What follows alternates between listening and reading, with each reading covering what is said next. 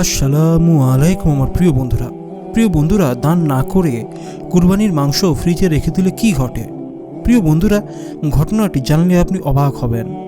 এক লোভী স্বামী এবং স্ত্রী নিজের ঘরের মধ্যে কুরবানির সমস্ত মাংস রেখে দেয়, অর্থাৎ কুরবানির গোশ গরিব দুঃখীদের মাঝে যে অংশ বিলে দেওয়ার কথা তা না করে লাভ সমস্ত গোশ নিজেদের ফ্রিজে রেখে দেয়। আল্লাহবাগের কুদরতে সেই স্বামী এবং স্ত্রীর সাথে যা ঘটল সেটা জানার পর আপনি আশ্চর্য হয়ে যাবেন। নিজের মনের অজান্তেই বলবেন, আল্লাহ তাআলা যখন কাউকে আঘাত করে তখন তার শব্দ হয় না, কিন্তু তা অনুভব করা যায়। তাই আজকের ভিডিওটি শেষ পর্যন্ত দেখুন। ঈদুল আজহারের সকাল হয়ে গিয়েছে আর সূর্য উঠে গিয়েছিল। আজকের এই দিনে জয়াকে খুবই আনন্দিত মনে হয়েছিল, কেননা আজকে ছিল কুরবানির ঈদ। জয়া হচ্ছে আব্দুল চাচার 8 বছরের একটা ছোট্ট ফুটফুটে মেয়ে। জয়ার আব্বু ঈদের নামাজ আদায় করে যখন বাসা ফিরে আসলেন তখন সে খুবই খুশি হয়ে তার আব্বুকে জিজ্ঞেস করতে লাগলো যে, আব্বাজান, আজ তো কুরবানির ঈদ, আজকে তো আমাদের বাসায় অনেক গোশত আসবে, তাই না? নাকি গত বছরের মতো আমাদের বাসায় কোনো গোশত আসবে না? তো এখানে আব্দুল চাচা নিজের মেয়েকে শান্ত করে বললেন, অবশ্যই মা, কেন আসবে না? আজকে তো ঈদুল আজহা, আজকে হচ্ছে তো আমাদের মতো গরিব অসহায় মানুষদের গোশত খাওয়ার দিন। আর এই বছর তো আমাদের পাশের বাড়ি ডাক্তারবাবু বড় দুটো কুরবানি দিয়েছে, আর তুমি দেখবে ডাক্তার সাহেব মাংস পাঠাবেন। এছাড়াও মাস্টার সাহেবও বড় গরু কুরবানি দিয়েছেন, তিনিও কিছু না কিছু পাঠাবেন। সুতরাং তাদের বাড়ি থেকে আমাদের জন্য যা আসবে তা তুমি পেট ভরে খেতে পারবে। তুমি শুধু কিছু সময় অপেক্ষা করো, দেখবে অবশ্যই আমাদের বাসায় গোশ আসবে। আর তুমি শোনোনি, মসজিদের ইমাম সাহেব হুজুর ওয়াজ করছেন, কুরবানির গোশ গরিবদের হক, আল্লাহর তরফ থেকে নির্ধারিত। সুতরাং যারা আল্লাহর জন্য কুরবানি করে তারা অবশ্যই গরিবদেরকে গোশ দিবেই, কেননা এটা কোরবানিরই অংশ। তো এমনি করতে করতে 12টা বেজে গেল, কিন্তু আব্দুল চাচার ঘরে কে গোশ নিয়ে আসলো না। তারপর জয়া আবারও জিজ্ঞাসা করলো যে, আব্বাজান, 12টা তো বেজে গিয়েছে, কিন্তু এখনও আমাদের বাসায় কে গোশ নিয়ে আসলো না কেন? তখন আব্দুল চাচা নিজের মেয়েকে বুঝিয়ে বলতে লাগলেন, আর একটু ধৈর্য ধরো, এখন হয়তো তারা কুরবানি দিয়ে সেই গোশগুলোকে 3 অংশে ভাগ করছে, যেমনটা রাসূল সাল্লাল্লাহু আলাইহি সাল্লাম বলেছেন। এই ভাগ করা শেষ হলেই আমাদের গোশ চলে আসবে। এই কথা শুনে জয়া বলতে লাগলো, আব্বাজান, আমাদের মতো গরিব মানুষদের তো বছরে একবারই প্রাণ ভরে গোশ খাওয়ার সুযোগ মিলে থাকে, আর এই বড়লোকদের দেখো, তারা বছর জুড়ে গোশ খেয়ে থাকে। জয়ার বাবা জয়ার কথা শুনে ভীষণ রাগান্বিত হলেন। তিনি জয়াকে একটি জোরে ধমক দিয়ে বলতে লাগলেন, তুমি কেন বাবাকে বারবার বিরক্ত করছো? তুমি কি বুঝতে পারছো না তোমার প্রশ্ন শুনে তোমার বাবা কতটা চিন্তিত হয়ে পড়েছে? এরপর জয়ার মা নিজের মেয়েকে খুব আদরের সাথে বলতে লাগলো, প্রিয় মা আমার, আমি টমেটো, পেঁয়াজ, রসুন, আদা সব কিছু কেটে রেখে দিয়েছি। যখনই বাসায় গোশ আসবে তখনই আমি এক মুহূর্ত দেরি না করে সঙ্গে সঙ্গে সেটি রান্না করে তোমাকে খাওয়াবো। তারপর তুমি সেখান থেকে যত ইচ্ছে তত খেয়ে নিও। এখন শুধুমাত্র একটু অপেক্ষা করো আর আল্লাহ তাআলার ওপর ধৈর্য ধারণ করো। এমনই করতে করতে বিকেল হয়ে গেল, কিন্তু কেউ আব্দুল চাচার বাসায় গোশ নিয়ে আসলো না। এবার তো জয়ার বাড়ির মানুষদের ধৈর্যের বাঁধ ভাঙতে লাগলো, কেননা তখন প্রায় বিকেল 4টা বেজে গিয়েছিল।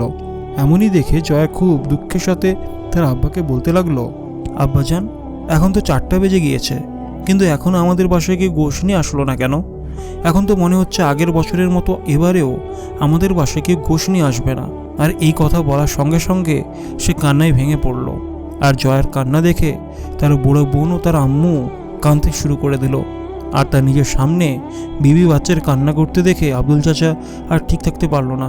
এজন্য আব্দুল চাচা বিবি বাচ্চাদেরকে সান্ত্বনা দিয়ে বলতে লাগলেন যে, হতে পারে আমাদের প্রতিবেশী আমাদেরকে ভুলে গিয়েছে, তুমি চিন্তা করো না, আমি এখনই তাদের বাড়ি গিয়ে স্মরণ করিয়ে দিয়ে আসছি। এরপর আব্দুল চাচা নিজের বাড়ি থেকে বের হয়ে সোজা ডাক্তার সাহেবের বাড়িতে গেলেন, যিনি বড় দুটো গরু কুরবানি করেছে। তারপর তিনি দরজাতে কড়া নাড়লেন। ভেতর থেকে ডক্টর সাহেব এসে দরজা খুলে বলতে লাগলো, বলো কি চাও?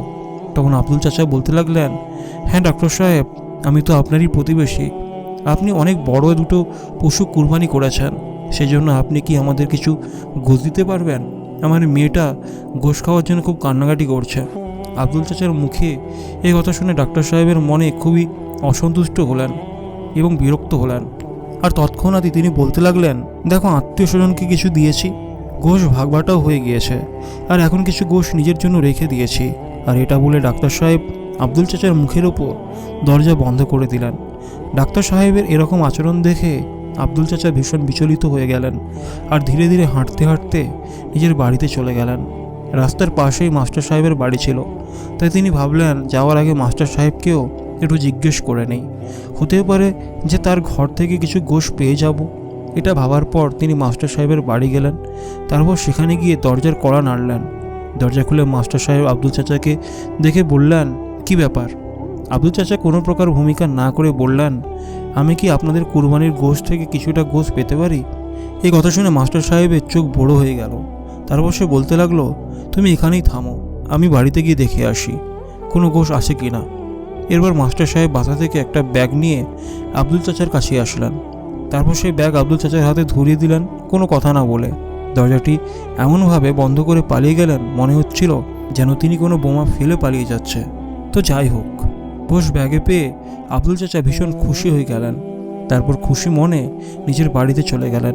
আব্দুল চাচার হাতের গোশের ব্যাগ দেখে তার বাড়ির সবাই খুশি হয়ে গেল, কিন্তু বাড়িতে গিয়ে তারা দেখতে পেল সে গোশের ব্যাগের ভেতরে 1 থেকে 1.5 কেজি চর্বি আর 2 থেকে 3টি গোশের পিস, যা রান্না করার জন্য একদম উপযোগী নয়। এটা দেখে জয়া এবং তার বাবা ভীষণ উদাস হয়ে গেলেন। আব্দুল চাচার চোখে পানি এসে গেল। তারা পরিবারের লোকজনের উদ্দেশ্যে বললেন, এবছর আমাদের ভাগ্যে কুরবানির গোশ খাওয়া নেই। এর মধ্যে জয়ার আম্মু বলতে লাগলো, এতটা নাশুকর বান্দাদের অন্তর্ভুক্ত হওয়া ঠিক হবে না, কারণ আল্লাহ তাআলা মহান এবং রহমত দানকারী। কুরবানির গোশ ছাড়াও তো আমরা আল্লাহ তাআলার কত নিয়ামতের মধ্যে আছি। এরপর মুচকি হেসে জয়ার মা জয়াকে বলল, আমি তো টমেটো আর পেঁয়াজ কেটেই রেখে দিয়েছি, চলো আমরা ওটা চাটনি বানিয়ে করে খাই, আর এই চাটনি খেয়ে আমরা সবাই আল্লাহ তাআলার কাছে শুকরিয়া আদায় করব। এরপর জয়ার মা চাটনি বানানোর জন্য রান্নাঘরে চলে গেলেন। এর মধ্যে বাইরে থেকে কোনো এক ব্যক্তির আওয়াজ ভেসে আসল। কে যেন বাইরে থেকে ডাকছেন, আব্দুল ভাই, আব্দুল ভাই। তারপর সে যখন বাইরে বের হলো তখন দেখতে পেল যে মনসুর চাচা দাঁড়িয়ে আছে। মনসুর চাচা জয়ার বাবা আব্দুলের মতোই অনেক দারিদ্র। মনসুর চাচা বাজারে ভ্যানে করে সবজি ব্যবসা করে।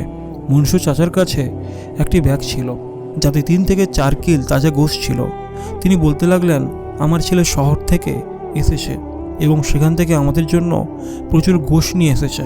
আমরা কখনোই সেটি একা খেতে পারবো না। কুরবানির গোশ প্রতিবেশীকে না দিয়ে কি করে খাই বলেন? তাই আমরা আমাদের প্রয়োজন মতো গোশ রেখে দিয়েছি। আপনিও আপনার বাড়িতে এই গোশ রান্না করুন এবং খুশি মনে কুরবানির ঈদ উদযাপন করুন। মনসুর চাচার হাতে গোশ দেখে আব্দুল চাচার চোখে আনন্দের উৎসব শুরু হয়ে গেল। তার ঘরে যেন খুশির বন্যা বইতে লাগলো। বিশেষ করে জয়ার মুখে হাসি ফুটল। আর তারপর তারা সবাই মিলে মনসুর চাচার জন্য অনেক দোয়া করলেন। সেই সঙ্গে তারা আল্লাহ তাআলা শুকরিয়া আদায় করলেন। তারপর জয়ের আম্মু সেই গোশগুলোকে রান্না করলেন। তারপরে তারা সবাই মিলে পেট ভরে খাবার খেলো আর গোশ খেয়ে আল্লাহ তাআলার দরবারে লক্ষ কোটি শুকরিয়া আদায় করলেন। প্রিয় বন্ধুরা, এবার আল্লাহ তাআলার শান দেখুন। সেই রাতেই খুব ভয়ঙ্কর এক ঝড় এলো। টানা 2 দিন এলাকায় পূর্ণিবিদ্যুতের লাইন বিচ্ছিন্ন হয়ে গিয়েছিল। ইলেকট্রিসিটি চলে যাওয়ার কারণে পুরো এলাকায় 2 দিন ধরে কারেন্ট না থাকার কারণে আব্দুল চাচার নিকট প্রতিবেশী ডক্টর সাহেব এবং মাস্টার সাহেবের বাড়িতে জমিয়ে রাখা ফ্রিজের সকল মাংস নষ্ট হয়ে গেল। তারা ঈদ আনন্দে ব্যস্ত থাকায় মাংসগুলোকে আগেভাগে বের করে সেগুলোকে জান করতেও পারল না। তাই নষ্ট হওয়া মাংস ফেলে দেওয়ার পরে কুকুর বিড়ালে সে খেতে লাগলো। এই দৃশ্য দেখে জয়া তার বাবাকে বলতে লাগলো, আব্বাজান, কুরবানির গোশ কি কুকুরদের খাওয়ার জন্য হয়ে থাকে নাকি? এমন কথা শুনে মাস্টার সাহেব এবং ডক্টর সাহেব মাথার লজ্জাতে একেবারে নিচু করে ফেললেন। আমাদের সবাইকে একটা বিষয় মনে রাখতে হবে যে কুরবানির মাংস শুধুমাত্র আল্লাহ তাআলাকে রাজি খুশি করার জন্যই হয়ে থাকে। তাই আল্লাহ পাকের সিদ্ধান্ত অনুযায়ী সে মাংস যদি আমরা বন্টন করি তাহলে কুরবানির আসল আনন্দ আমরা পেয়ে যাব। আমাদের আত্মা যেমন সন্তুষ্টি পাবে, একইভাবে গরিব, অসহায় এবং নিকট আত্মীয় স্বজন সবাই খুশি পাবে।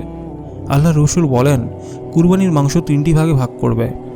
একটি নিজের জন্য, একটি প্রতিবেশী এবং আত্মীয়দের জন্য, আর একটি গরিব অসহায়দের জন্য। এখানে গরিব অসহায়রা যদি নিকট আত্মীয় স্বজন হয়, এমনকি প্রতিবেশী হয়, সেক্ষেত্রে আমাদের উচিত প্রতিবেশী এবং আত্মীয়কে একটু বেশি বেশি করে গরুর মাংস পাঠানো, কেননা ইসলামের প্রতিবেশীর হকটা একটু বেশি। এরপর 3য় অংশটি আপনার ঘরের জন্য রেখে দিন। ভালো করে রান্না করে তৃপ্ত সহকারে খান এবং তারপর পড়ুন আলহামদুলিল্লাহ। মনে রাখবেন, এই আলহামদুলিল্লাহ শব্দের বিনিময়ে আল্লাহ রাব্বুল আলামিনের আরশের নিচে থাকা ফেরেশতারা আপনার জন্য দোয়া করতে থাকবে। সুবহানাল্লাহ।